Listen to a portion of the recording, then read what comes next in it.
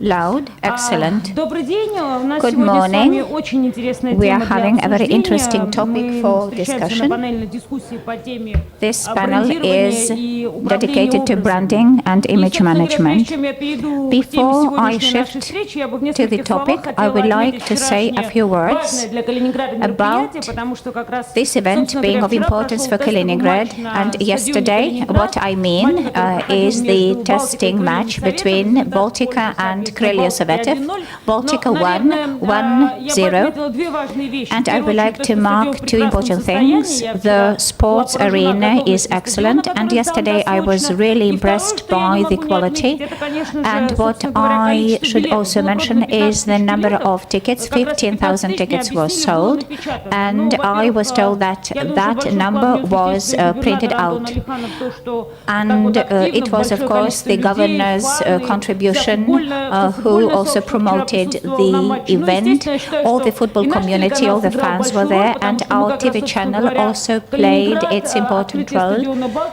Kaliningrad, the sports arena opening in Kaliningrad was one of our highlights, and this is our topic, the topic of Match TV. And it's thanks to this topic that we are making football more popular in Russia since 2 years ago. Let me introduce my colleague speakers, and I will introduce them one by one. The topic we are discussing is very important in the digital world. The intellectual capital we are going to discuss is acquiring greater and greater value. The speakers are Zaurbek Albegonov, Senior Advisor to the World Intellectual Property Organization, Representative Office in the Russian Federation, Marina Yakovleva, Deputy Head of the Committee on Science, Education and Culture, Secretariat of the Council of Federation, Galina, Kravchenko, Director of the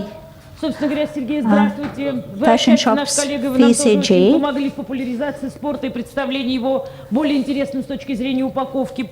Sergey Davidov, Vice President. I have introduced Sergey. Alexander Salov, Videosphere Studio.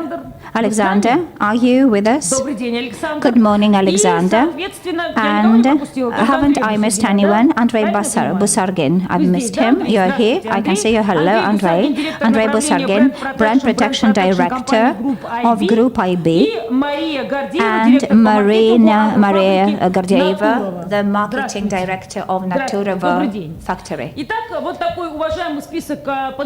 These are the distinguished speakers who have a lot of information to share about intellectual property. I will briefly open the work, telling you about Match TV and about what we think about intellectual property, which we are trying to sell since 2.5 years ago. We found partners who share our main principles of intellectual property, which is its security, its protection. If it is not protected, it's important to earn money. It's not possible to reinvest money in content. And generally speaking, about the market of intellectual property in Russia, it's at the beginning of its shaping, which is good because us being participants of the market have time and possibility to earn as much as we can on the content and agree about the rules. Intellectual property today is becoming more and more important with regard to modern technologies, intellectual potential and ways of earning money. Capitalization of brands, and you know that, you read about that, it is of a greater value than the value of big factories. The advantages of markets, which are the best developed today, is happening thanks to intellectual resources. resources. And intellectual resources contribute to the strengthening of the economic capacity of countries. When I was preparing for this meeting, 80% of corporate values in developed countries are immaterial assets. And this is the intellectual property created by people, invented by people. We are talking a lot about the future economy of the future digital economy, and futurists say that in 2005, 2028, the change of professions will take place through robotization. Some professions will disappear, and the most in demand, the highest in demand will be creative professions related to intellectual activities. A few words about Match TV company. 70% of our work are broadcasting, and 30% is near sports content with rights belonging to us, because we create it, we sell it, we offer it, and so on and so forth. What is broadcasting? Well, 1.4 thousand hours a month, which is 3 times as more as Sky Sports. And sports, near sports content is illustrated by the facts.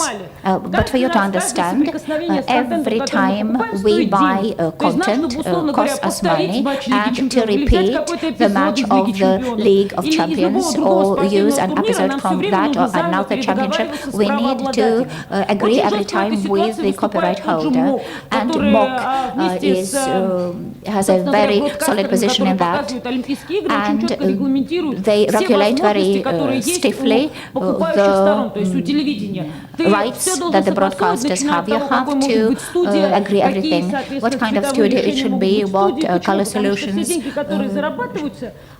should be used in the studio, because all the money earned is part of a huge ecosystem. Money is earned by MOC and then reinvested, and television companies, they want to broadcast their events, and the strategy is that all the actors of the ecosystem earn as much money as possible to produce more interesting intellectual content in the future to be further developed. Near sports content, which I am talking so much about, what is it? Starting from 2018, from the early 2018, we've created.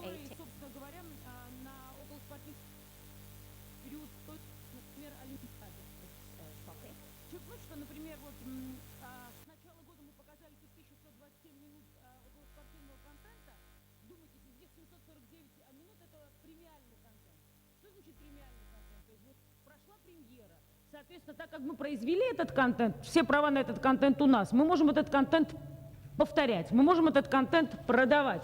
Вот в рамках, например, того же чемпионата мира по футболу мы сейчас создаем очень много околоспортивных программ, которые рассказывают World Football Cup. We are talking a lot about the football tradition in general in our country and worldwide. And we have a lot of cooperation with colleagues from Brazil television. We visited them in the times of the Olympic Games in Brazil, and we are still using the contacts for the World Football Cup. They're interested in how we perceive football. They're interested in our football traditions. They are ready to share information about their traditions. But this is not only about cooperation and friendship. It's about exchange of content, which costs money. They can sell from us. We can sell from them. We can make content together and share profit mutually. In order to understand how the content, near sports content, is developing, it depends on the period we're in today. If it is the Olympic Games on, then most of the time is dedicated to the Olympic Games. When it is over, after it is over, we double increase near sports content, which fills in the space left by the broadcasting of the Olympic Games. I want to also tell you about the unique format when we managed to persuaded a sportsman to become a program leader, Alexei Yagodin of figure skating, who now has his program and Ilya Kovalchuk and Zhenya Medvedeva participate in his programs. What intellectual property in the understanding of television means. If we want to make a film about Ilya Kovalchuk, we, being copyright holders, we can use any bit of the interview in the film. If we make a film about Zhenya Medvedeva, we can use unique quotations from an interview with her in the film. We can multiply this content. We can develop it, we can share it, and we can use this content anytime we need, in any amount, in any number of minutes. Why? Because, as I have said, we are the copyright holder, producers of this particular content. The interested parties, and there were cases like that, in case of Yevgeny Plushenko, foreign broadcasters often ask us for unique materials from his interviews, and other Russian sports people known abroad, if they know we have something and if they need quotations, interviews, bits of interviews, then they are ready to buy. As soon as we are in Kaliningrad in the framework of the World Football Champion, we are preparing a lot of near sports content related to this event. There are two interesting formats. The geography of a team or collected team.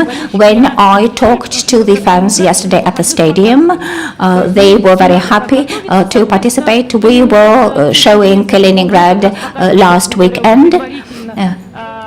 How Kaliningrad is getting ready, and we also showed the new stadium. That's why the local fans are very loyal to what was going on. The program of Shmurnov, which will be called the Football Century, will be also dedicated to the World Football Cup. And there will be a lot of other types of near football content, which will be our exclusive property, which will be of interest for other broadcasters whom we will sell it to, and during the World Football Cup after it, and on the eve of other World Football Championships. This content will be used, sold, and earn money continuously.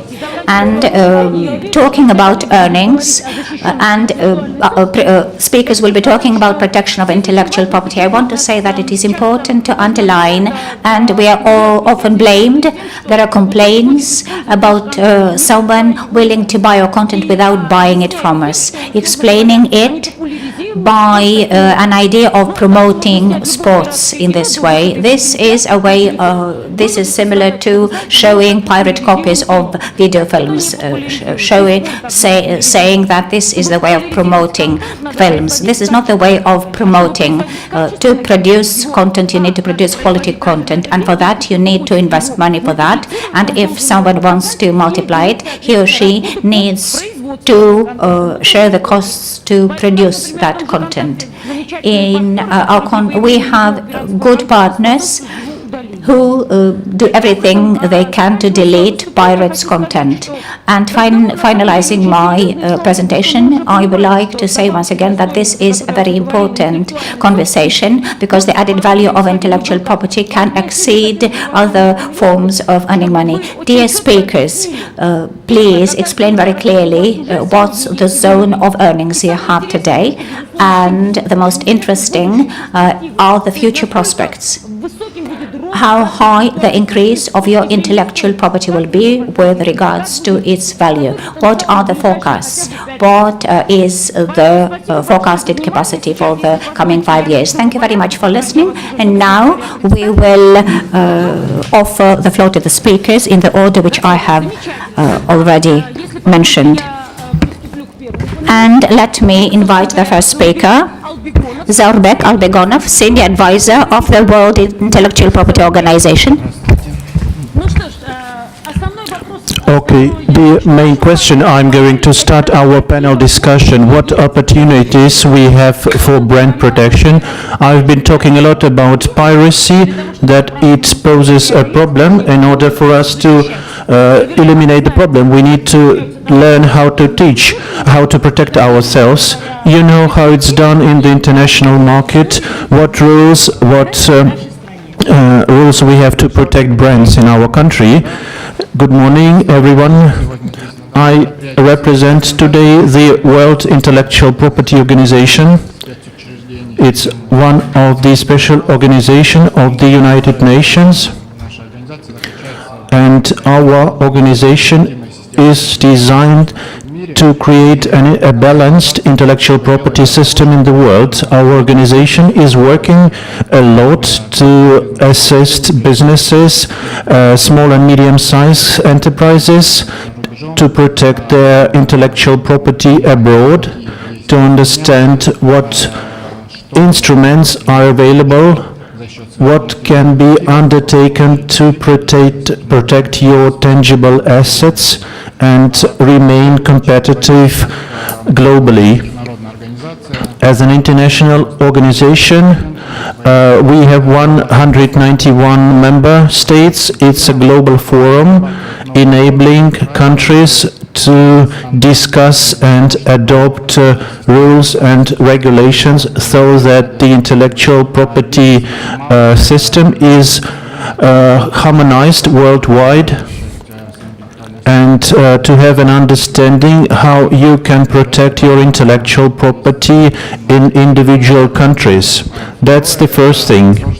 Secondly, the International Intellectual Property Organization is a significant source of information and a source of various platforms, databases, enabling businesses to seek for information for free,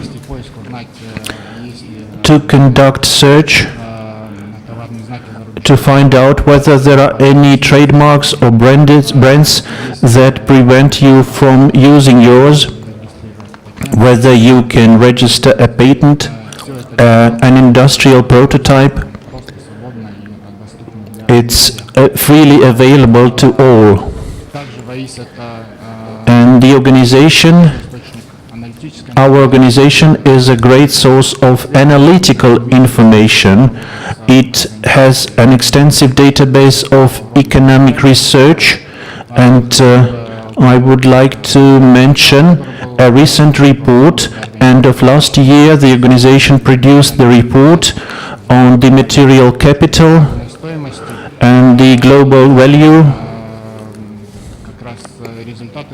and the results of the report show us that at least 1/3 of the added value globally account for the material capital, which is twice as much as the tangible assets. We see an increasing understanding of the tangible assets and capitals. The third activity is the global registration system under the Madrid system, which allows submitting an application and payment of one duty in 116 countries belonging to the Madrid system. For 8 years, we have seen an increasing interest expressed by businesses in the Madrid system. Last year, we saw an increase in the number of applications. That was a 24% increase from Russia.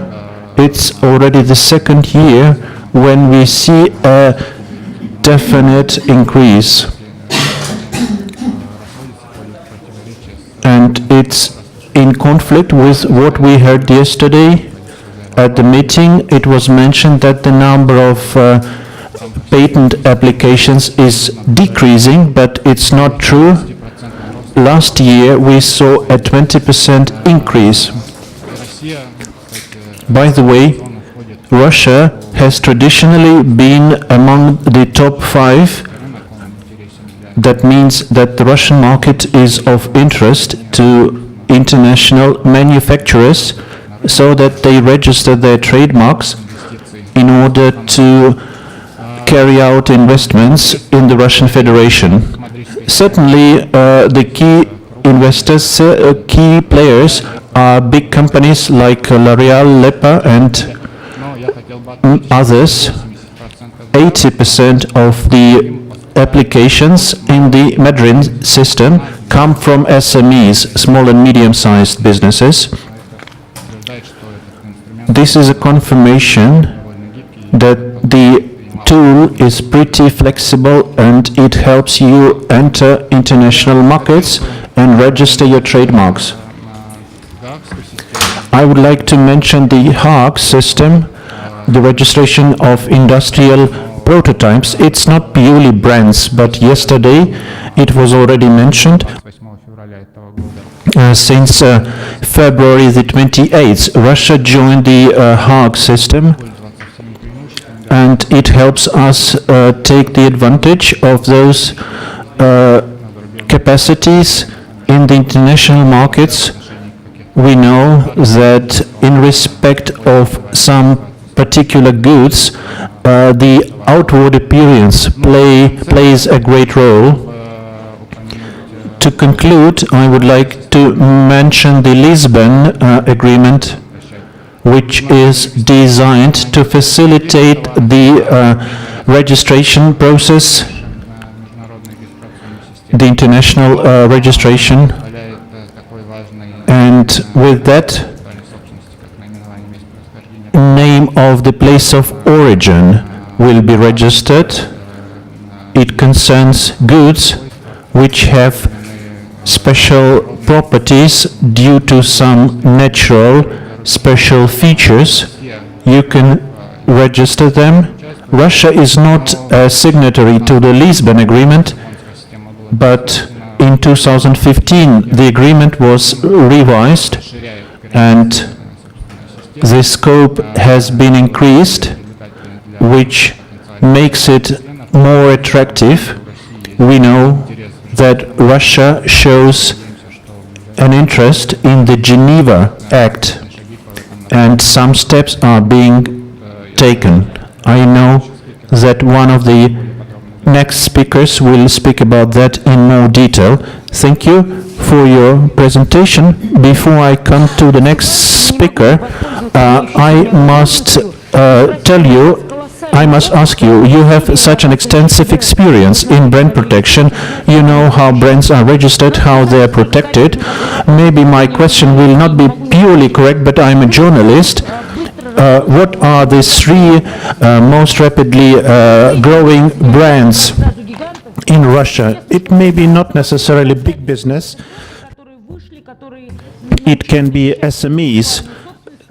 Just give us examples of 3 best developing brands and which influenced their capitalization.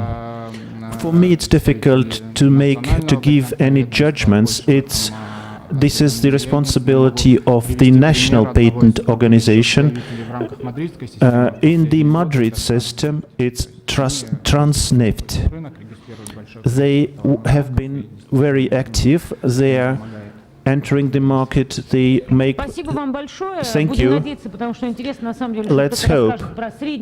Let's hope someone will tell us about small and medium businesses who enter the markets and who follow the international experiences and protect their intellectual property in the best possible way, meeting the challenge. Now Maria Yakovleva, who is from the Federal Council for Culture and Science. Marina, good afternoon. Marina, could you tell us about the work you do to promote regional brands? Some of them are unique. Some fantastic examples can be provided of how you can register. For example, the town of Mushkin. It's been a recent story about the intellectual property there, and it was monetized very quickly they provide tours and some stories about mice.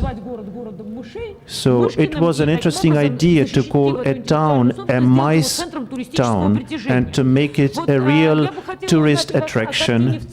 I would like you to tell us about that in general. What are the most popular brands? What regions are involved? What regions promote things most quickly? And the regional policy, how it's pursued. Thank you very much, dear colleagues and friends. Issues of popularization and promotion of regional brands are of utmost importance for the Federation, Council of Federation Assembly. And the subjects in our federation have many peculiarities based on which they could be promoted as brands. Towns, regions and villages have a great potential from the point of view of unique products, and these qualities are connected with their geographic location and traditions. And such regional brands are well known as the Bashkir honey, Khokhlama, and many others. The list could be very long, and you know many of them. Leaders, speaking of the leaders, the Vologda region is one of the leaders. It is not only the government that creates the brands. They are helping their producers. They are advocating the interests of their folk crafts. And the Vologda butter is an example of that. For many years, producers marked their products incorrectly, and the industry was suffering. But due to effective measures now, the brand of Vologda butter is duly registered and is of high reputation. But unfortunately, we should say that this is an exception rather. Such regions as the Tula region, Bashkortostan Republic, they are rather few among the other regions of Russia. All over the world, and our national practice shows that the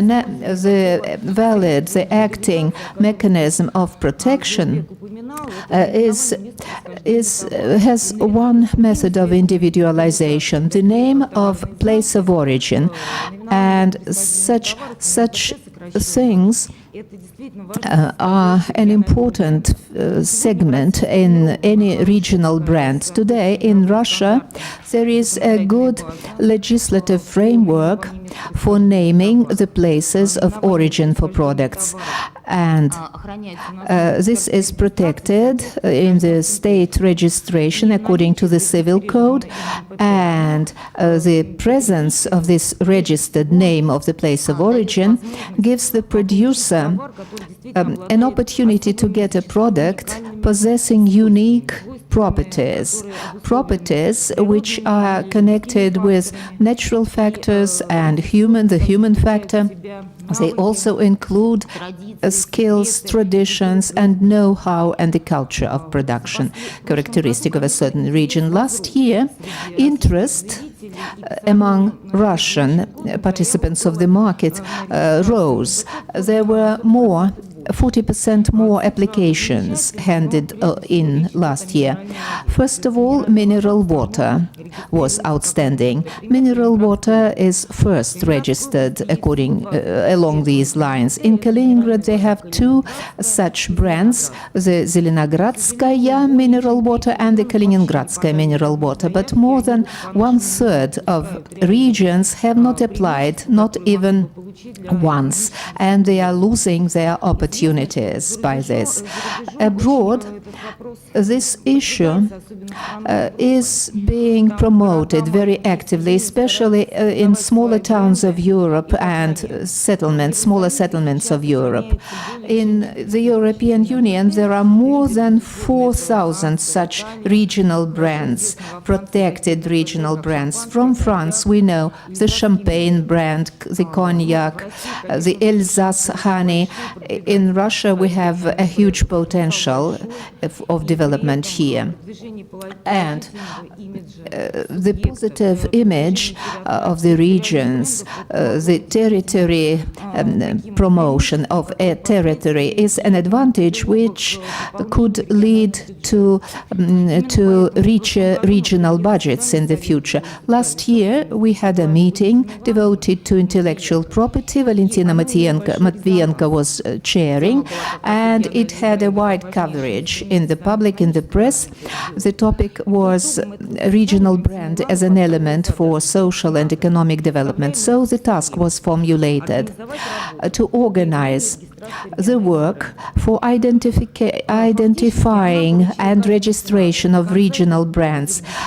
There was an order from Matvienko to each governor to register at least one brand in the region. This is a large-scale work, and much help and support is needed from the government. First of all, together, we have written a short guidelines. And then, on our initiative, we opened a site. There is a special portal, the Brands of Russia, where the up-to-date situation, up-to-date information is published. There is a roadmap, the list of necessary actions while registering and aiming at protection of a brand. The first step is identifying the responsible agent, creation of a certain working group involving regional producers there in the working group. And the last stage is the obtaining the positive decision on the registration. I wouldn't like to go into detail. This information is published on this site, but there are two bottlenecks here. The first such problem is identification of the brands. There are regions where people understand their potential, but many other regions do not see any opportunities which are under their feet practically. So we have to work here to make them aware of that. We have initiated this work. We are offering regions potential brands for these regions, but for brands which are not yet protected officially. And there are also proposals to renew registration or to prolong registration for certain brands. And secondly, to obtain the description of specific qualities characterizing a certain product.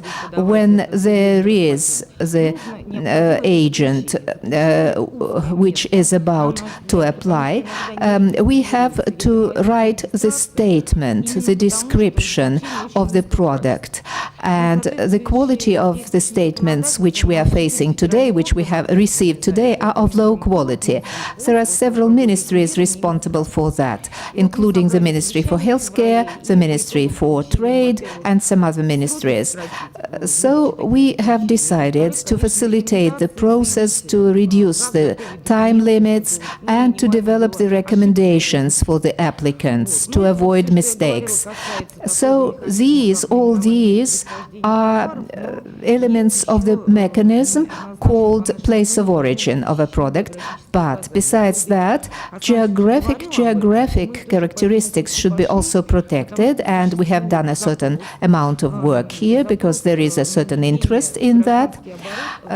For example, objects, geographical characteristics, they are needed, and the interest is evident. Here we are going along the world trends. The Geneva Agreement makes it possible to include this information. Why is geographic identification, geographic characteristic very important? Because in this part, milder are the requirements. Place of origin has very strict requirements. Only one region is registered, but geographic description, geographic characteristics, for example, for a wine, 15% of wine could be taken from another region, so the requirements are milder. So we here, using this, we broaden the possibilities of to act for regions. For example, there are folk arts which are interested in this. For agricultural products, it is of interest. Today, such a bill has been prepared, geographic characteristics to be introduced. And now we are working on the wording, and we hope by the end of the year to present this document, and this will be another tool to promote their regional products.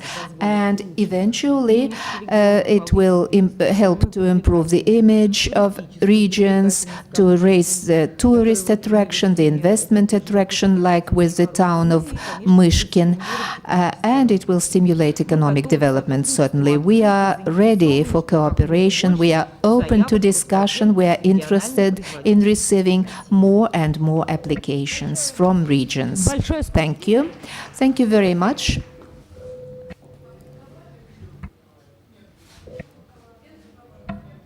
Thank you very much, Marina.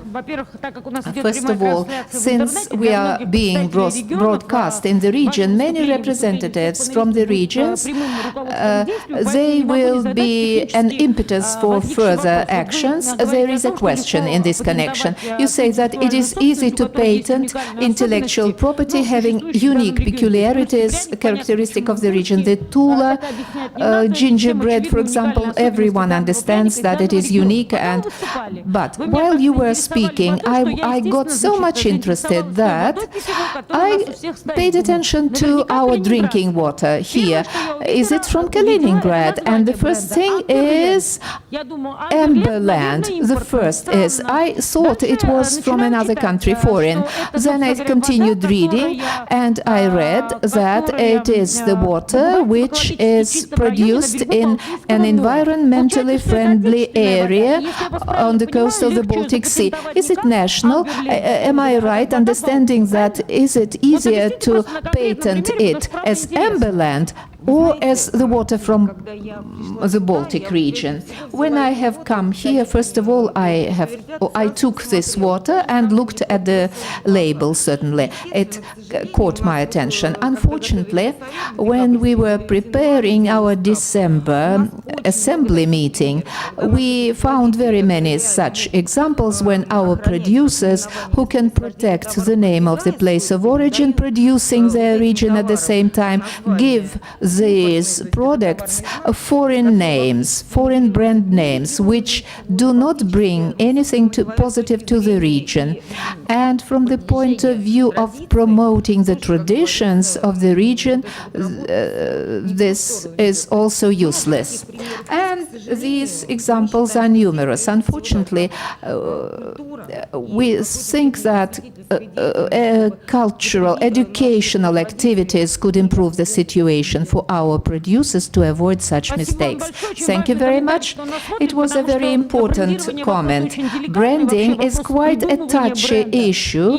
For example, inventing this name for the brand, we used to have an old tradition when Western counselors, advisors helped us and gave Western names to our products, hoping that the products will enter outside markets.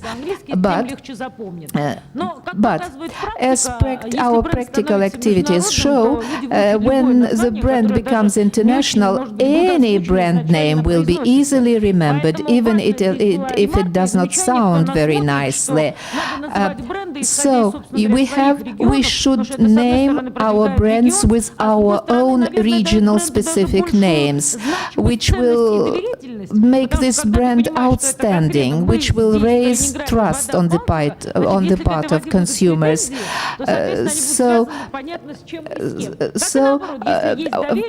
If there is trust, then people would be attracted, especially to this particular region, which differs from any other. So let us pass over to the next speaker, Fashion Consulting Group, Galina Kravchenko. How does broadening the range of products influences the trends in fashion? I'm sure you will give us very many interesting bits of information about brands in the field of fashion.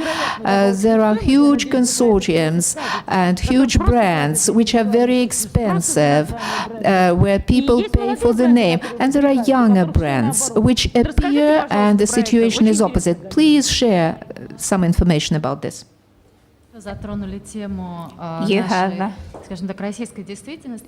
touched upon an important topic for the Russian companies, and I will say a few words about our company. We are a Russian consulting company focused on fashion sphere. We do have several areas of our work, including strategic consulting, and my unit is responsible for the range of products, and this is the list of brands we are cooperating with, and these are Russian companies, international companies, and if we speak about the product range, I'm not going to name the brands which you can see, and these are companies from various segments, international companies such as Luxottics, also companies related to sales online, internet sales. Today, the question about protection of intellectual property, such as patents, copyrights, which are important for fashion brands. And I will explain why. And these most important questions are questions about managing of such things as products range, for instance. Because our industry is the industry of imitations. A limited number of international brands can protect their color, like Tiffany, can confirm, like Hermes, its orange color as a company color, or protect in clear associations, a combination of two colors, dark and light, in shoes, for instance. These are big companies and they have big budgets, and they are strong not only in selling clothes but also accessories, perfume, cosmetics, and clothes and fashion weeks is a cherry on the top of a cake to be able to sell all other things. And if on one and the same dress we use slightly different colors, we cannot protect that model with our copyright, because it starts living its own life, and it's what's unique for the fashion sector. It's very difficult to be a pioneer, and many court cases are lost. For instance, red sole in Louboutins, and this has been officially stated, can also be in other shoes, in shoes of other brands. That's why fashion industry company chose another vector. For them, it's very important to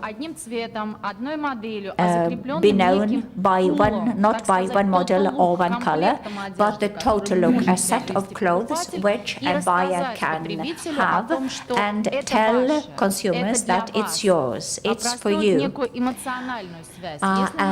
To have to create an intellectual link, and if we talk about Chanel, then you know this brand not because of the bi-colors, but also tweed suits, stitches, particular shape of bags, such as boy Chanel bags. If we speak about Burberry, You always remember the checked trench tartan developed by Burberry for themselves. If we are talking about Louis Vuitton, then this is not only their logo type, which is very aesthetic, but also different checks and different shapes of bags, which are of high demand, not in market, because it's not only looks good, it's very functional and convenient. And it's what's important in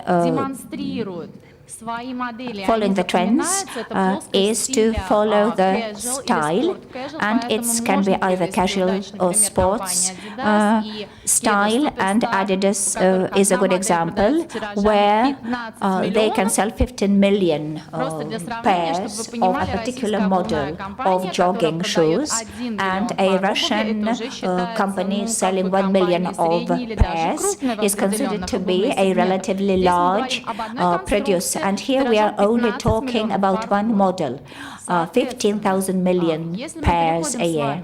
And if we speak about mass production, selling huge amounts in shops,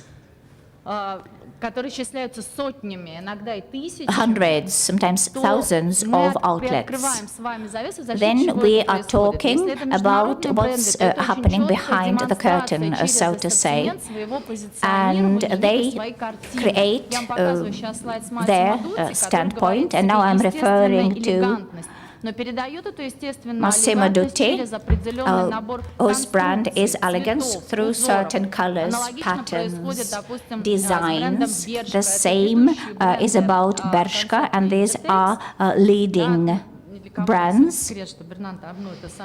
Bernard Arnault is the richest person, and it's his group of companies. And Bershka belongs to the same holding company, but with a totally different interpretation of the style, casual style for young people. And these are other models, other designs, other colors, and even the materials from which clothes are made. Russian companies, leading Russian companies, follow exactly the same way. I referred to Zarina. It belongs to Malin Fashion Group holding company, and their slogan is just feminine. And feminine dresses, pink colors, blue colors, additional embroidery, decorations of clothes. Another brand of the same holding company, Love Republic. Your clothes is your passion. And here it's a different style, elegant, passionate designs, sexy style, also underlining feminine nature of a woman. And theses used in describing a particular style are important. And when we speak about advertising, and fashion industry uses certain images, and when we speak about product range, we are measuring it by articles of 1,500 different articles, and each has to have a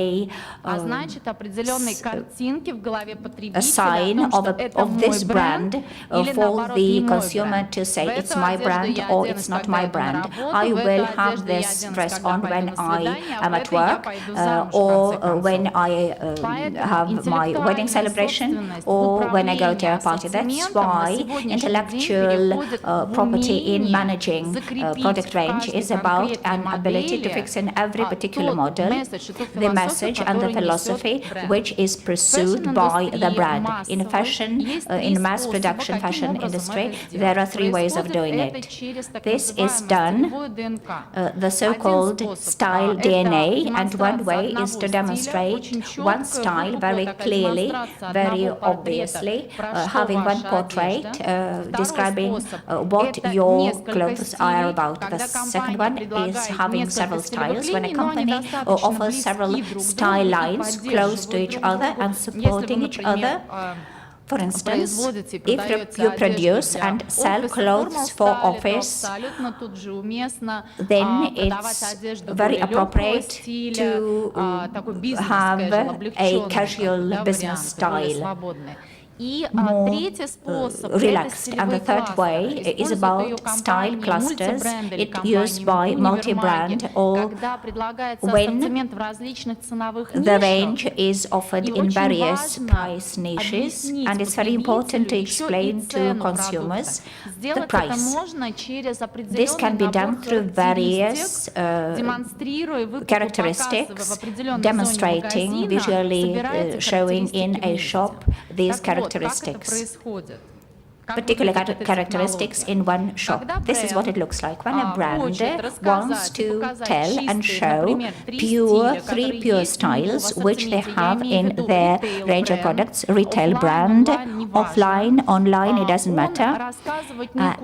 It tells a story about a dress, that in this dress I look elegant, and in this dress I am absolutely charming, and this dress is for certain events.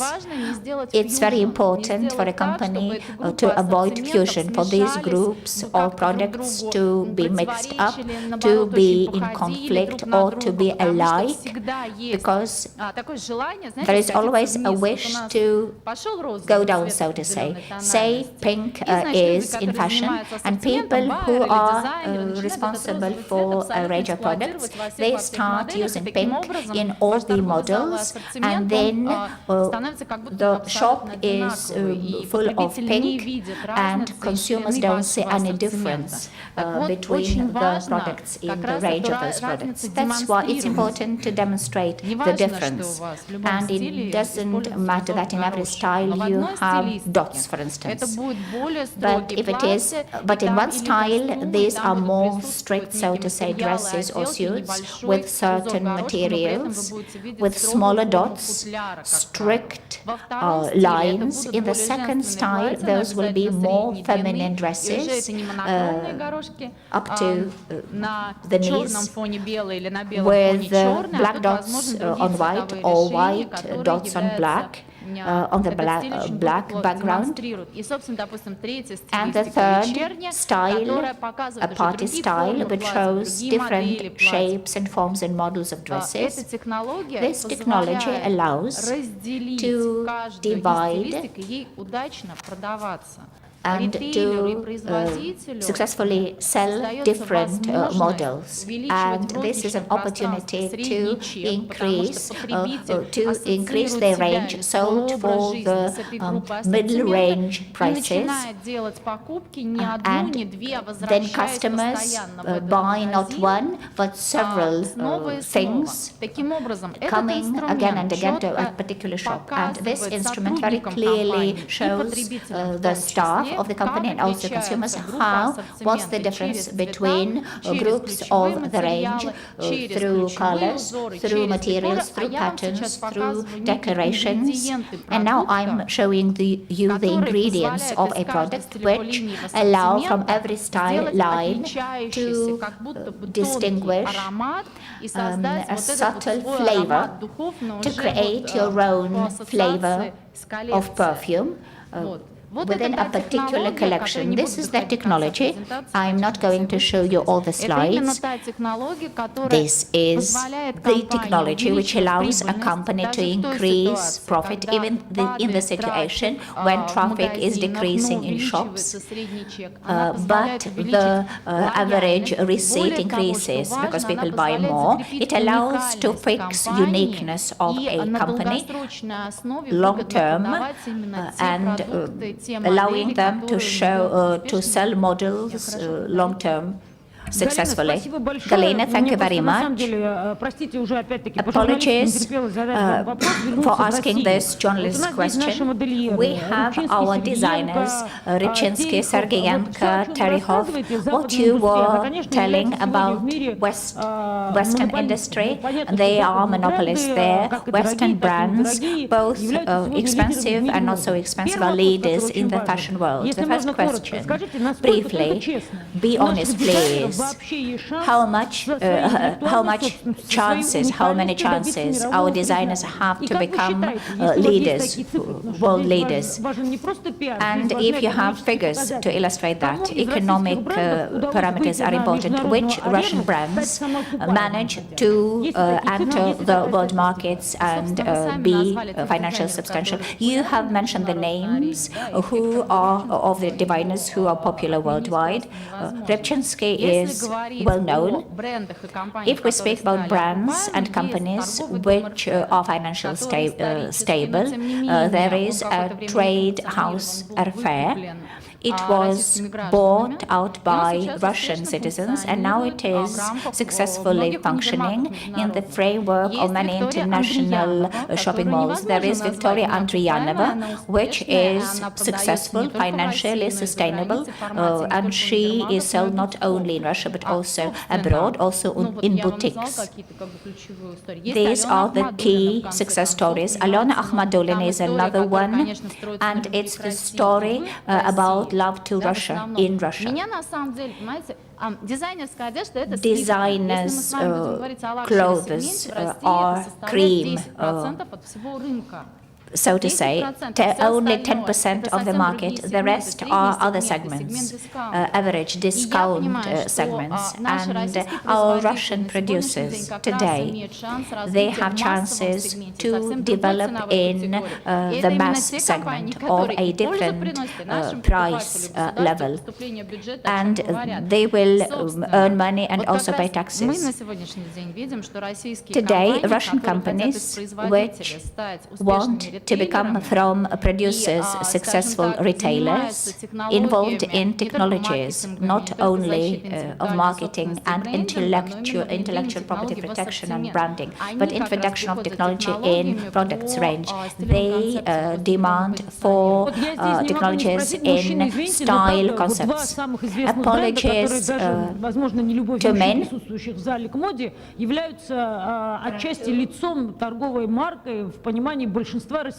Возьмите оренбургский пуховой платок, возьмите, пожалуйста, вологодские кружева. Вот два бренда, которые знает вся страна. Но по сей день мы понимаем, что если платок, то, к сожалению, Hermes. И вот, собственно говоря, вот наши технологии. Я здесь хочу и вас спросить коротко, и к вам, Марина, обратиться. Вот как так получилось? Может, я чего-то не знаю, мы сможем... Maybe I don't know something, and Marina will tell us how did it happen that having unique textile industry some time ago and unique brands known well in Russia, we don't see them in mass retail. They haven't been promoted, and they are not easily accessible, and they are not in demand among average consumers. Could you please explain why it happened? On the one hand, the knowledge about those brands is there. On the other hand, it's about the cost. Not every person can pay for a real Orenburg shawl or Vologda lace. And this is not the style that is in demand among the majority of people. It doesn't correspond to the modern lifestyle. They exist as a brand, but as a product that is in high demand on a daily basis, they are not there. They can't compete.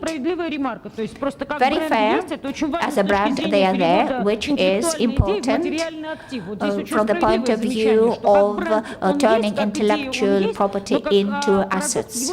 They are there as a brand, but they are not in demand. Very often we have good ideas, but we don't know very often how to turn into a popular product. I agree.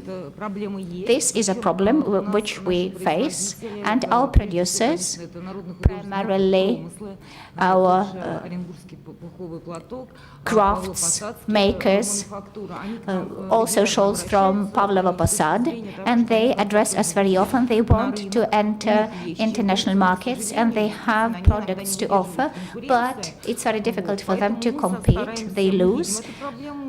to their competitors. We know about this problem, and on our level, we try to create favorable conditions and support them. For instance, Valentina Matvienko, every time meeting with international delegations and when they exchange gifts, and these are always regional brands that are offered as gifts, and shawls from Pavlova Posad are very popular as gifts.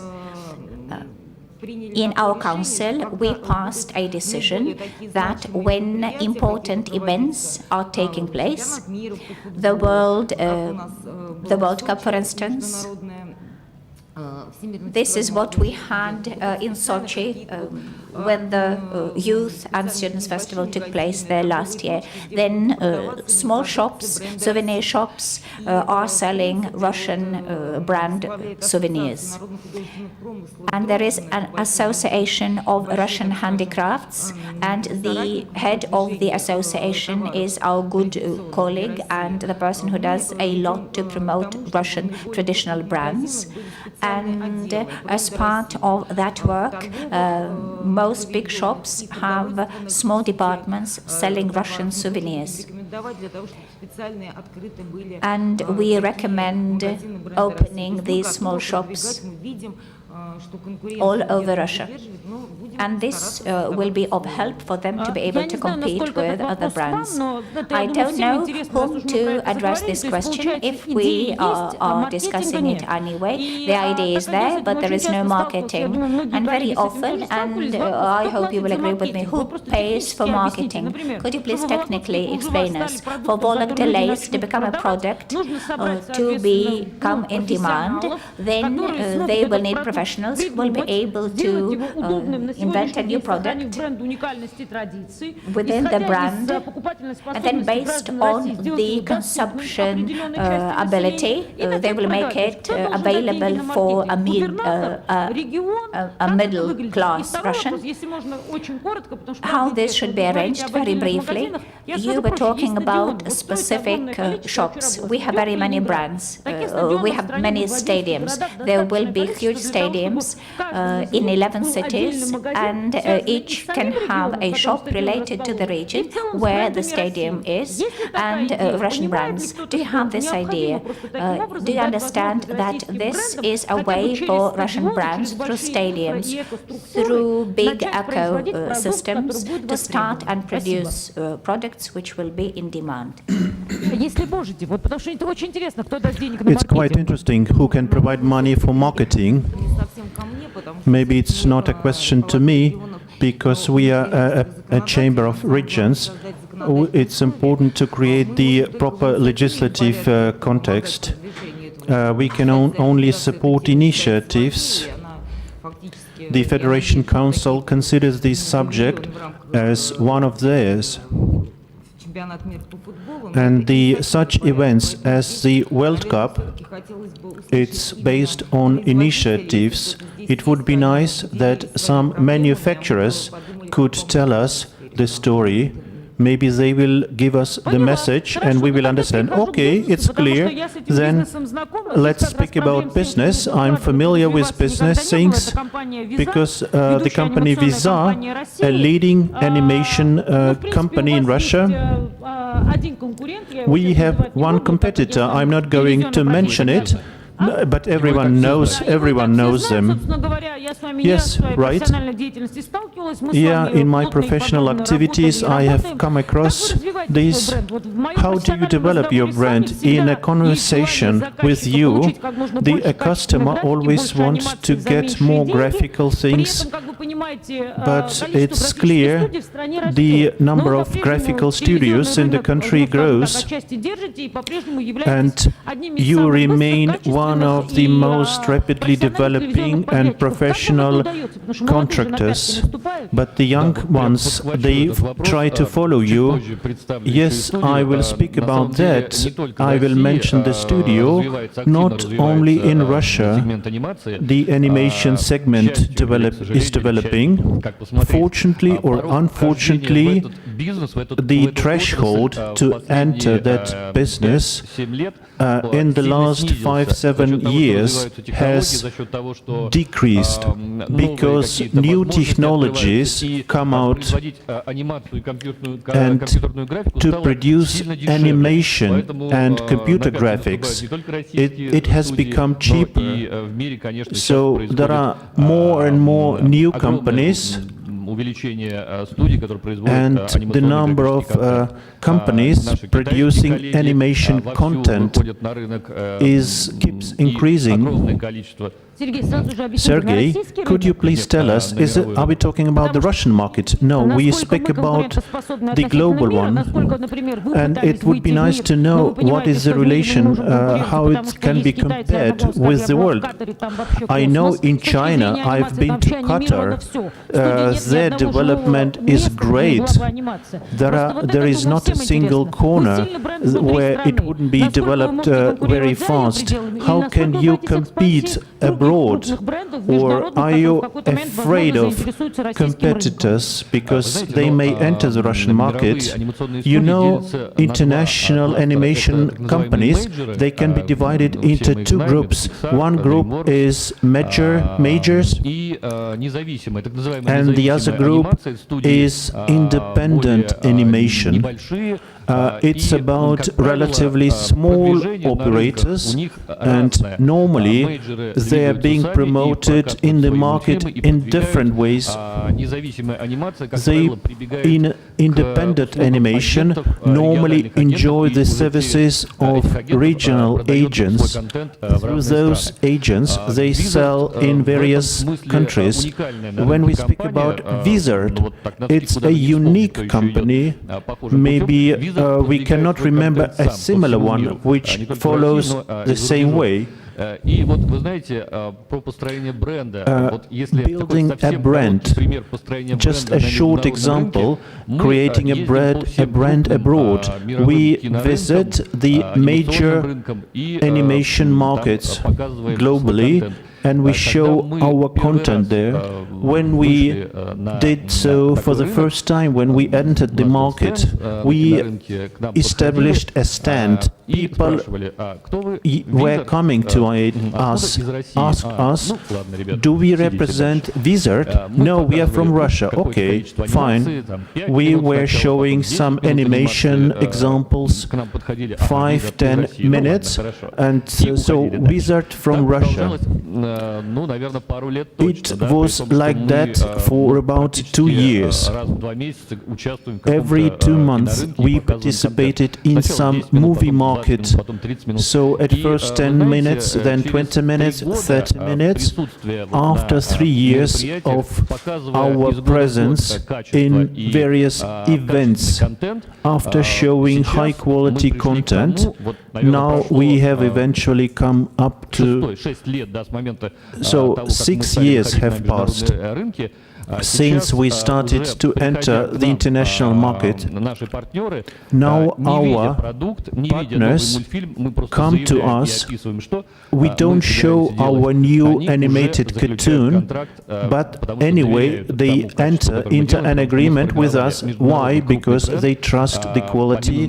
They know we can produce high quality content.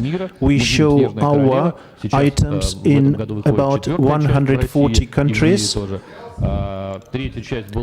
Now, last week we showed our 3 in China, and we raised $3 million for the Russian animation industry. It's a great achievement because the Chinese context is very specific.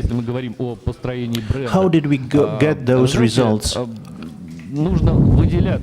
You see, you need to be unusual. We initiated a project called 360. We tried various business areas. We tried to pack our company, to pack our products. What do I mean? We started to develop games with additional virtual reality based on our animated cartoon movies, and we keep receiving a great feedback. It's not a secret that animation companies, they earn money not on showing animated movies, they earn on selling associated products, reminding of the animated cartoon films. Therefore, producers are highly interested in what we are doing. We integrate into classical toys new technologies, as we did with the Power Company. We developed a constructor. When we target the constructor box, then a child can make it with hands. No one else has ever done so anywhere. We cooperate with big companies and famous teams like Zapashny Circus. We create shows. We cooperate with the Chinese colleagues to arrange for performances in China. We try to be established in new segments and support those with new things. I should ask you, you have mentioned an important thing. Everybody here showed interest. For example, when you spoke about the constructor, and when a child makes it with hands, it's a new word in the toys industry. You know, the Russian animation market, the volume, are we competitive in comparison with the world? And is the world interested in our products? And as far as the intellectual property is concerned, when you produce something, you offer images, you buy intellectual property, and you are capable of visualizing it. But for me, it's interesting, for a Russian company, what is more economically feasible? Those who invent new images, because Crocodile Gena or Cheburashka, we try to promote them, to present them in a new way. Or you think that your industry is now in a way that you try to multiply the heroes of my childhood? Well, you have asked quite a long question. Unfortunately, in our Russian animation studio, we earn money mainly not in Russia, but abroad. We earn by screening our films abroad. We try to promote them and create the conditions to make them more popular. We do lip sync when so then characters speak in two languages, Russian and English. Unfortunately, lip sync himself speaks only English because money mainly comes from there. Answering your question, yes, we are in demand there. Two biggest projects in Russia, it's Masha and Bear, the animated cartoon film, and the Wizard studio. They also try to promote themselves abroad. And we attract famous international stars to produce the sound. We encountered a serious problem regarding intellectual property protection abroad, because to register names and images abroad, it's quite expensive. Fortunately, our state, our government, it supports our animation industry. There is the Russian Export Center, an organization which compensates expenses related to the registration. Thank you very much to that organization, because otherwise it wouldn't be easy for us. So now Studio Videosfera, it would be nice to know how regional companies can compete with federal ones. How you contribute in a regional brand. If a regional brand is successful, then major players like Wizard will come and buy you. What do you rely on? Do you think there will be more prospects if they are more independent? Good afternoon, colleagues. Good morning. I will also speak about branding from the point of view of the digital sphere. So a significant share of products created and implemented in the digital sphere, content, design or services, belongs to intellectual property, and everything which Videosfera does and is doing, the plot beginning with the plot and ending with post-production, is a symbiosis of intellectual and creative activities, and the final product, be it 3D animation or anything else, is the pure example of intellectual property, the topic of our today's discussion. When intellectual property is under discussion, in my opinion and in the opinion of our student, geopositioning and territorial association is sometimes difficult and sometimes it is useless, despite the fact that applications doubled and become 3 times more numerous, but these 40% are mainly goods which are physical products, and intellectual products in the digital world is very difficult to localize. And accordingly, when there is an address in the internet, then the counter-agent is not very much interested. So in geographic associations, virtual Yessentuki, mineral water, it's something senseless. Our studio is based in Kaliningrad, but we feel free to contact counter-agents all over the world, and our Kaliningrad location is no obstacle for us to be a member of the global market. So if the Tula gingerbread factory will open a subsidiary here, the success rate is doubtful, but if we move to Tula, we will benefit most probably. So maximal quality, good, perfect reputation and good methods of promotion are the 3 pillars which support the development of a brand and the establishment of a brand in the digital sphere. And at the next stages, reputation starts dominating.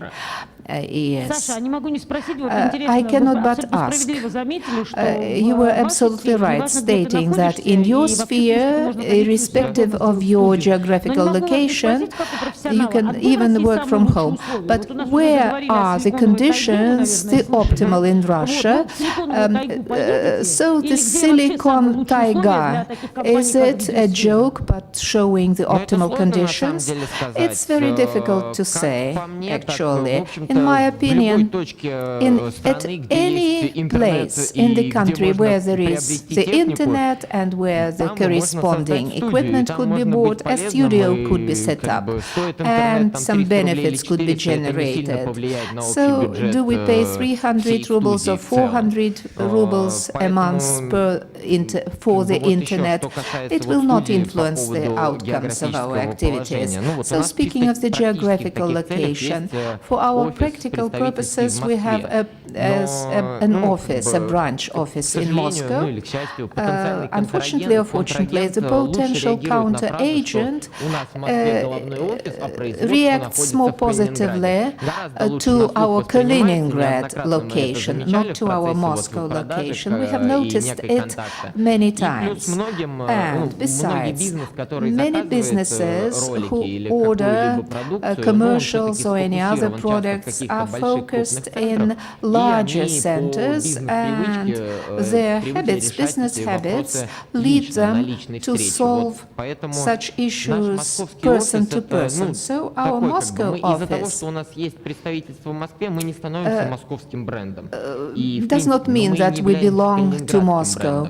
We are no Moscow, neither are we a Kaliningrad brand. We are not geographically tied up. So Moscow is associated with high prices. And the studio in Kaliningrad, the quality in Kaliningrad will be the same, high, but the price will be lower compared to the Moscow office.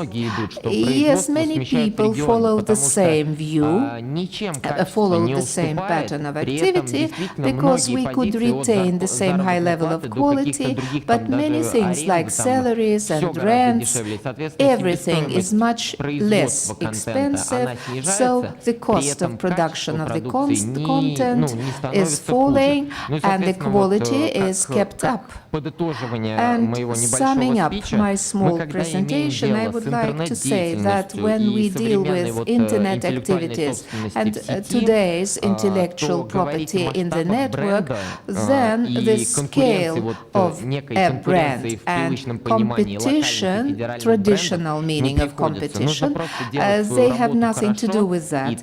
We only have to do our work very well, and then the scale will not matter. You will become recognizable.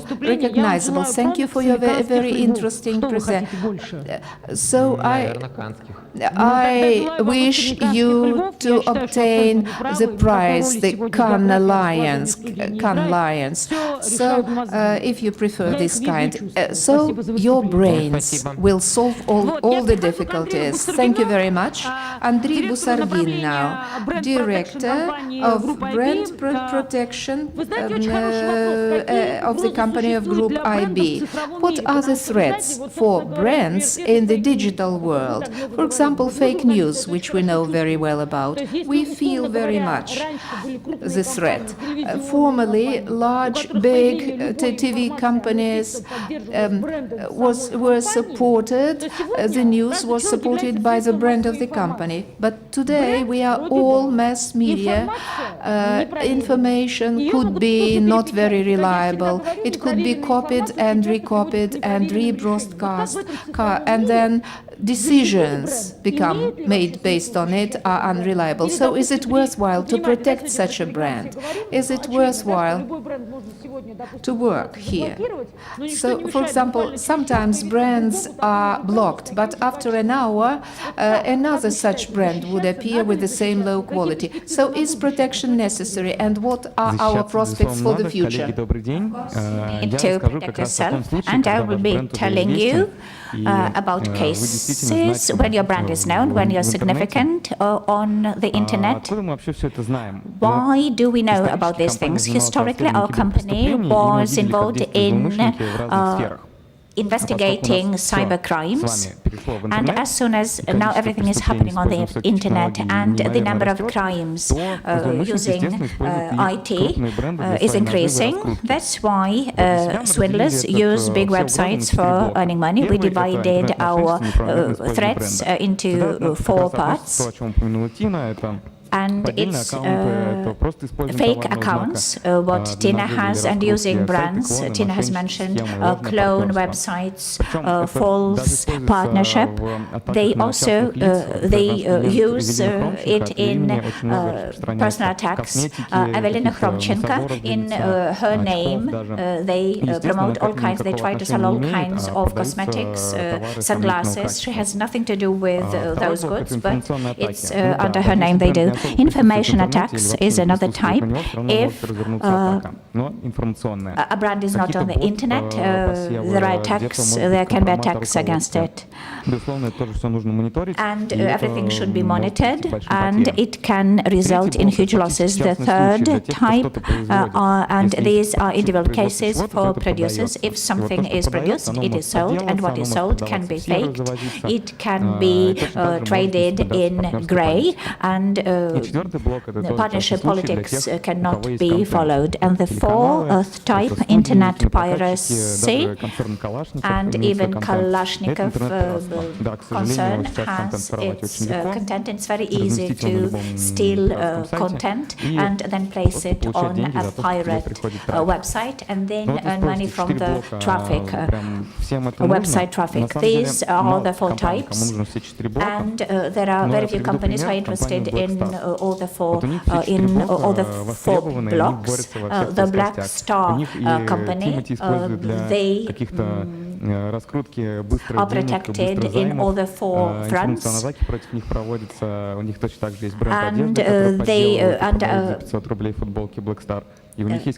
the owner is a rapper Timothy, and he's very vigilant, and because they are losing a lot, direct and indirect, and this is common to have losses of that kind.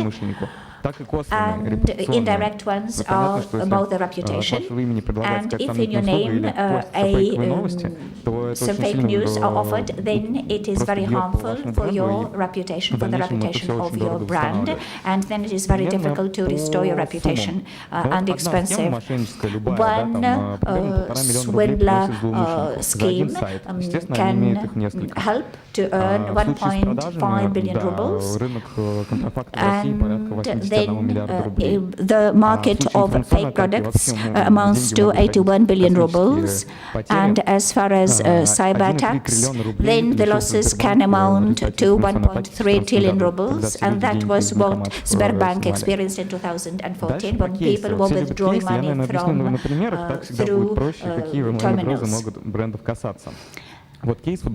And a few cases, Spartak Football Club, and I will tell you what we experienced working with them. There is an official site of selling tickets. It's very difficult to see which is authorized and which is not authorized. And the not authorized websites, they are of different types.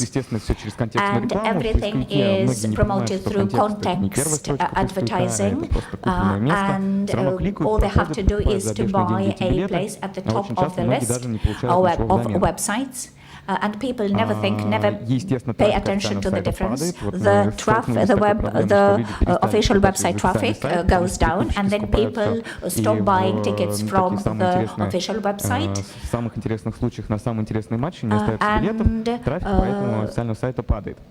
Because people are buying from fake websites, which should be blocked, these clone websites, and they can be easily blocked if they are detected, but there is a certain problem. There are many of them. One owner has a set of websites, Lokomotiv, Spartak, and he also sells for FIFA and also tickets to the Bolshoi Theater. This is his business, and it's very difficult to dissuade him that he is doing something wrong. There are also other threats for Spartak Football Club. There is a great amount of merchandising produced illegally, even making mistakes in symbols, and they offer products for the amount of 10 million rubles. And even AliExpress sells fake merchandise of Spartak. And there are ways to combat those activities. By the way, this is what the merchandise look like. Another type of threats, strange for you, illegal fake accounts in social media. And these are fake accounts for Spartak.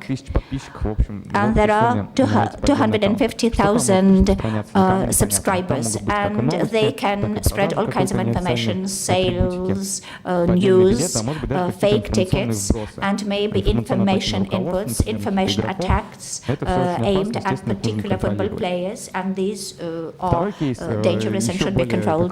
The second case, very strange, in chemical production. And the brand, there is no need for a brand to be on the internet. Swindlers use any opportunity. Which one do you think is original? It's very difficult because they are absolutely alike. And there is the one to the right is a clone website, and they were promoting it through Yandex, and they were distributing commercial, fake commercial offers. And people were calling you saying that they have made a prepayment for 50 million tons.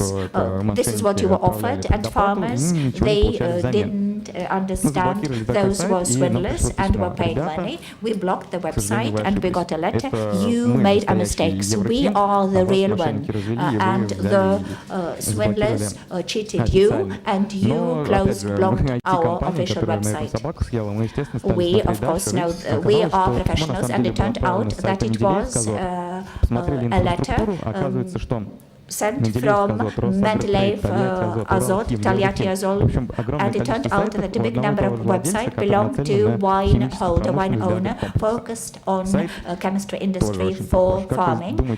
Which one is original on this slide? Do you think it's very difficult to guess because the official one looks worse? And it's of a poor quality. The swindlers, they were better professionals, and their website was more interesting than the original one. That's why the website traffic they had was a lot, 3 times more than the official one had. And the general director of Eurohim said that 1.5 million rubles were lost through those cyber attacks. This is all I wanted to tell you. No questions. I am facing these problems on a regular basis. I am in communication with Spartak. I know about that story, and it's a problem for many businesses where tickets are sold. It's good that there are mechanisms to spot those cyber crimes, and it's good that there is a company to address anytime who will help you to block the unauthorized websites, people, and stop people who earn money selling your products. And maybe you should also think about using those swindlers if they are good professionals, enrolling, hiring them as official staff. Now I am inviting another speaker, Mrs. Gardeva, representing an agricultural company. What changes did you experience after you invested in branding? You are an innovative company in that respect, because for many people a brand is just a drawing, but the whole world understands that it's a lot more. It means capital assets, it means earning money. The question is very simple. The company before and after branding, what were the changes? We've been in the market for more than 20 years, and what you see on the screen is our final version of our brand we are using at the moment. How did we come to the need for a brand?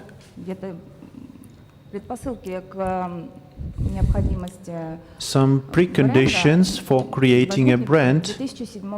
In 2007, we started to think about that. The first brands started to come out in the vegetable and fruit market.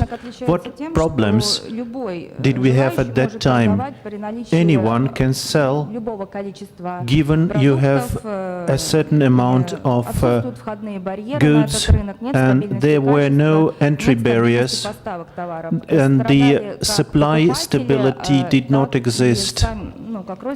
It concerned both wholesalers and retailers. and it was not good for suppliers to face a situation like that. There were certain reasons to get away from unfair players in the market who failed to follow, to meet the deadlines. Some networks rely on guaranteed supplies. When you come to a shop, you need to see tomatoes on the shelves.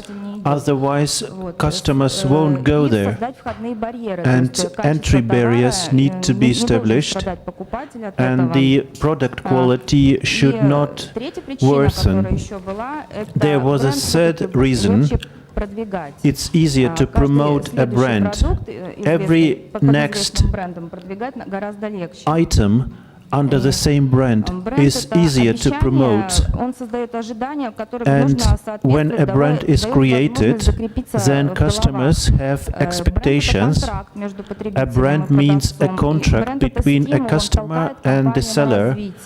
A brand makes producers improve and keep a certain level. So the company understood this asset will help it stand out and ensure higher profits. Under equal conditions, a customer will choose the product of a famous brand. And we realized that a brand should be universal. It should fit for all. In 2007, the brand name was Kaliningrad Vegetables, but oranges from Morocco were supplied to Kaliningrad. You couldn't pack those oranges in the packaging Kaliningrad Vegetables. So in 2013 we generated the name Naturova, and in 2014 we got the image.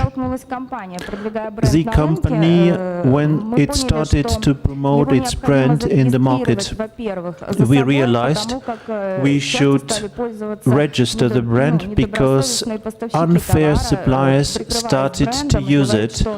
They said we sell the products of the Naturova company, but in fact they were not us. The task was to register ourselves in the Russian patent organization Rospatent.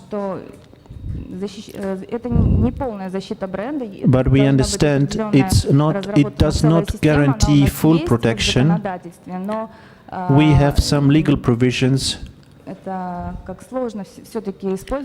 but it's still difficult to protect your brand. As the previous people said, there are some difficulties, and it shouldn't be very strict. So the conditions should be created to prevent people from using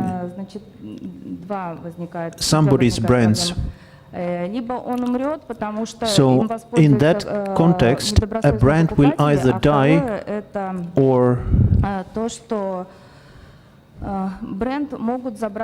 secondly, if a brand is not registered in your name, then someone else may benefit from that.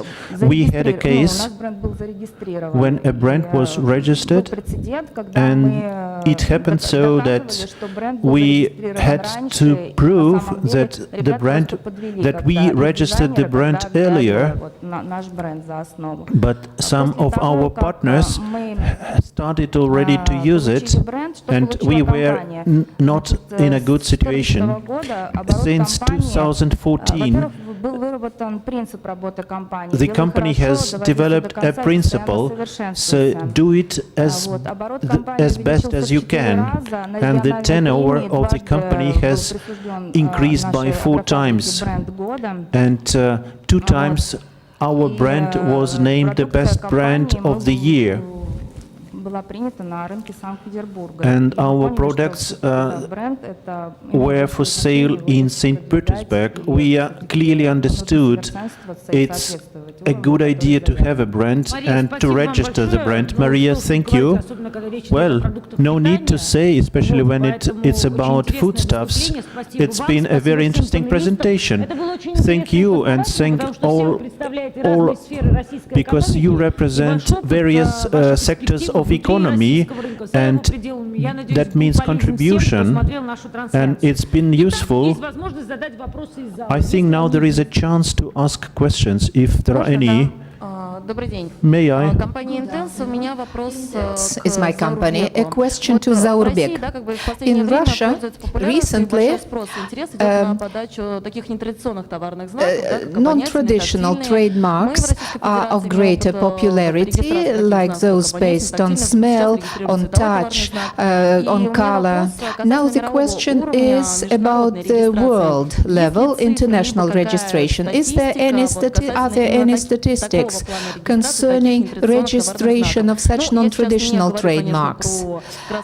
I do not mean the red color characteristic of Louboutin. We all know the scandals, but are there more examples of such?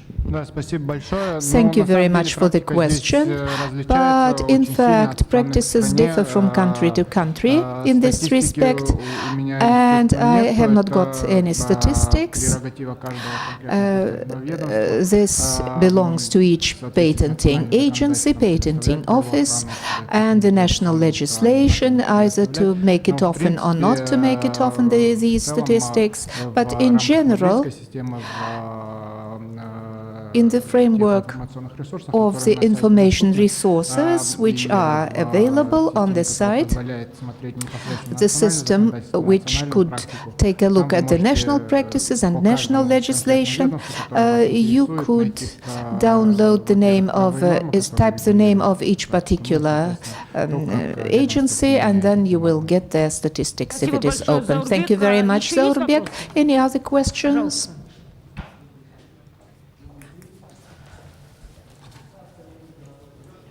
Не включен микрофон. The mic is switched off, so the speaker is saying something, but the interpreters cannot hear. The mic has not been switched on.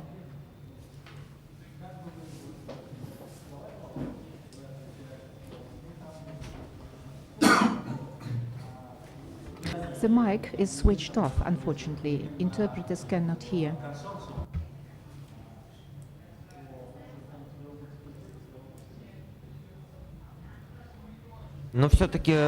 So, the question was very important for the region, significant for the region and for Russia in general.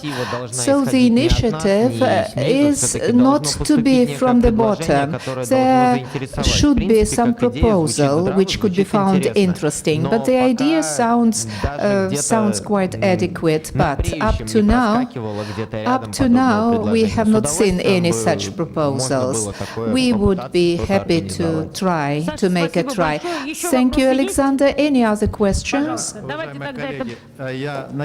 I hope that... Please introduce yourself. My name is Bliznets Ivan, rector of the Academy of Intellectual Property. I hope that all the people here understand that a brand is not protected. Nobody has paid attention to this fact. And the example, the latter example made me ask the question. The brand has been working for 20 years on the market, but was only registered in 2014. Why did not they feel the necessity, or was there any other reason? So why did you register it so late? The company came to the necessity at this time. Formerly, there was the brand of vegetables of Kaliningrad. It was not not very suitable when supplies started coming from faraway countries. So we made rebranding, and in 2013 we created our logotype, our trademark, and our registration was ready in 2014, but we applied in 2013. I'd like to draw your attention once again. I think that discussion was very useful, though we are pressed for time, but there are many more people who are willing to ask questions. Please excuse me. I hope that the government of the Kaliningrad region understand the importance of the issue, so I expect us to meet many more times. So, dear participants, I would like to express my gratitude to each person who participated in the discussion. I personally learned very many interesting and useful things. I hope that this productive discussion about the Russian market of intellectual property will be an important component of the innovational development of the country. Thank you very much. Success in your business, protect your intellectual property, and capitalize more and more success to you. Applause, please.